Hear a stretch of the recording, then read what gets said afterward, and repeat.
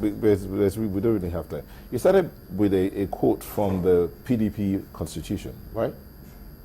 Which one? You started with a quote from the PDP constitution, yes, guidelines for the primaries. Now, does your party, I mean your constitution, say anything about who should be at a primary for it to be an authentic or acceptable primary? It should say so. Does it? It should. But the point is here. Yeah. The point is that the emphasis is more on the number of delegates than who is there and who. Let me tell you something again that I think we're missing.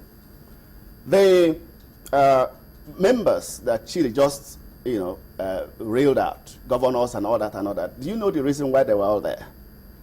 Because there was a negotiation to whittle down the powers of my candidate. And then he got some of the members to come to the state and said he's not running again for Senate. Because they are happy that at least that scuffle is resolved, they were all there. We're not having any problem with that. We also could have been there if they had allowed our delegates into the stadium. But I mean, you cannot have a genuine, authentic delegate, and then you now go back to your house because you're trying to stop somebody and write names, your driver, your cook, and bring them to the stadium. These are the people that I mentioned. They're not ad hoc delegates. They are statutory delegates. Governors, deputy senators, they're all statutory delegates. They're not ad hoc. The ad hoc is the larger chunk. That's where the power lies. And we've got 2 senatorial zones out of 3. And these names were completely... Ideally, when congresses are conducted, the delegates are supposed to be people who, will make up their minds by themselves to say, this is who I'm going to vote for. Yes. So on the day of the primaries, what you find is that, you still have the candidates appealing to the delegates that, I'm still the right person to do this job. Vote for me. How did you know that 2 whole senatorial districts, were delegates going to be favoring you? Yes, because these are our supporters. They won in the Congress. The Congresses that produce the delegates, we know them, they won. And they saw that we won. We have more delegates than they do. That's why they started all this. As a matter of fact, they would not have had even up to 1/3. But they did because, of course, they took one of the senatorial zones, and then we had Enugu North and Enugu East senatorial zone delegates. Tell us, what Congress are you relying on? Because from what we get, it was seen that there were 2 congresses held in Enugu. There was none. Let me also tell you this. On November 1, these same people that are talking about delegates, they said there was no Congress at all, that they did not come out. So from where did you produce the list with which you conducted the primaries you are talking about? From where? You went to court to say there was nothing happened, and you battled to see if they could cancel the Congress. And then now you have a full delegate list for the entire 3 senatorial zone of Enugu State, and claiming that those people voted for a particular candidate. We're not having any problem if anybody. We're not trying to stop anybody from winning, but it should be free and fair. It should be the right delegates that should vote.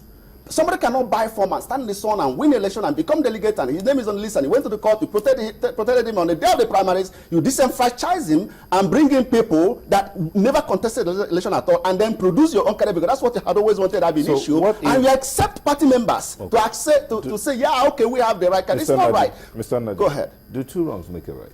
It doesn't. Okay, so if the other party, the other candidate decided to have his Congress via negotiation, as you said, and then your candidate decided to go and have a Congress on his own without the party-designated people that should be there, does that make it right? Let me also mention No, does that make it right? I'm not going to say yes or no, but let me tell you this. This is going to be left up for those who should make that decision. You are laying emphasis on people that came to conduct. Those people are party members. The people that conducted our own primaries are also party members. Okay, people conducted your they're also party members. So hold on 1 second. Now, one other point that who are the people that conducted party members? Who PDP are they? Party members. Are they statutory members? Are they the ones designated to conduct your own primary? They are. Can you mention them? Because Mr. Arrow mentioned some people here that were meant to conduct the primaries. So okay, he's mentioned just mention the ones that conducted. Just don't worry, I don't have their names off heart. But this is a larger family.